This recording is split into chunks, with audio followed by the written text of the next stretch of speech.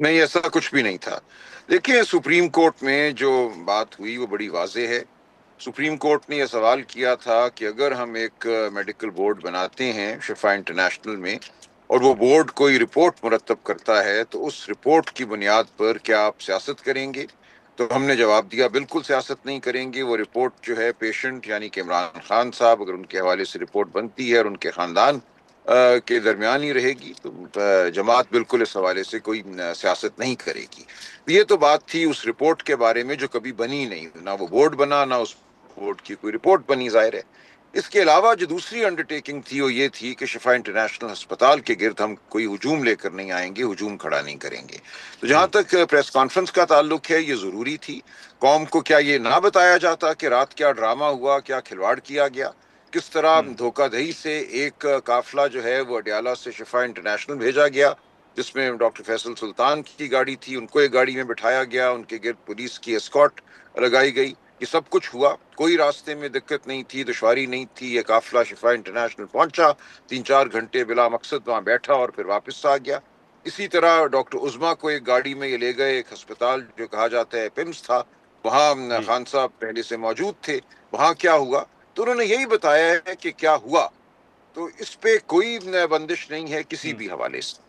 بالکل. اچھا سلمان صاحب، یہ جہاں پر رانا ثناءاللہ صاحب نے سر ان معاملات پر بات کی ہے، وہیں پر آپ نے دیکھا ہوگا کہ جو محسن نقوی صاحب کا نام شامل نہ کرنے یا ان کو فریق نہ بنانے کے حوالے سے بات ہے، جس پر وضاحت بھی آئی ہے، وہ نقطہ بھی اٹھایا گیا ہے، اور انہوں نے کہا ہے کہ جو ہمارے اینڈ پہ چیزیں تھیں وہ تو مکمل ہوئیں، جن چیزوں پر پی ٹی آئی کو تحفظات ہیں وہ تو وزارت داخلہ کے ماتحت ہیں چیزیں. تو آپ سمجھتے ہیں کہ سر یہ کوئی قانونی سکم اس میں درخواست میں رہ گیا ہے محسن نقوی صاحب کو فریق نہ بنا کر؟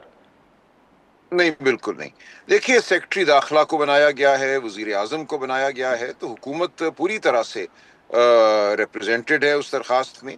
جو درخواست دی گئی ہے وہ ڈاکٹر عظما کے وکیل صاحب عزیر بھنڈاری صاحب نے ان شواہد کی بنیاد پر بنائی ہے جو ہمیں میسر ہیں. جو چیزیں میڈیا میں آ گئیں، کس نے کیا کیا، کیا کہا، کل کو اگر محسن نقوی صاحب کے حوالے سے کوئی اور بات سامنے آتی ہے تو ان کو بھی فریق بنایا جا سکتا ہے. اچھا، لیکن سر آپ نے حال ہی میں دیکھا کہ جو پیپلز پارٹی کے رابطے تھے، پہلے گورنر صاحب کے ساتھ ملاقاتیں ہوئیں، اور اب بلاول صاحب نے اپوزیشن لیڈرز جو ہیں دونوں ایوانوں کے، ان کے ساتھ ملاقات کی، اور اس اہم ملاقات کا آپ بطور سیکرٹری جنرل حصہ بھی تھے. آپ نے سر بلاول صاحب کی باتوں سے کیا محسوس کیا؟ آپ سمجھتے ہیں کہ پیپلز پارٹی اس بات پر سوچ رہی ہے بلاول صاحب کی باتوں سے کہ وہ اتحاد سے الگ ہو جائیں؟ دیکھیں، یہ کہنا قبل از وقت ہوگا. وہ صرف ایک چینل آف کمیونیکیشن جو ہے قائم کرنے کی ٹھیک ہے. غرض سے اچکزئی صاحب کے پاس آئے تھے. لیڈر آف دی اپوزیشن ہیں اچکزئی صاحب. وہاں میں آ گیا تھا، بعد میں مجھے علم نہیں تھا کہ بلاول صاحب آئے ہوئے ہیں، تو اس طرح ان جی سے ملاقات ہو گئی.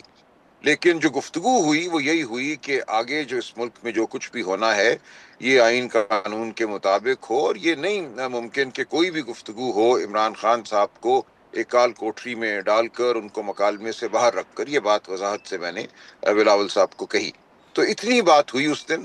کسی اور مفروضے کا اس وقت قائم کیا جانا جو ہے وہ قبل از وقت ہوگا.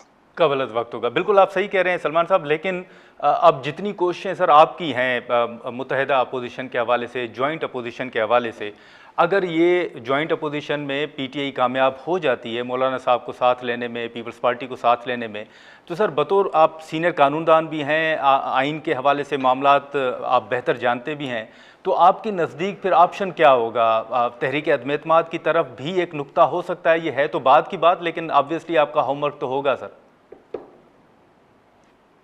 دیکھیے، وہ تو ایک ممکن چیز ہے، لیکن میرا خیال ہے وہ بھی مجھے بہت جلد ہوتی نظر نہیں آتی. لیکن زیادہ اہم یہ ہے اگر اصولوں پر اتفاق ہو جائے.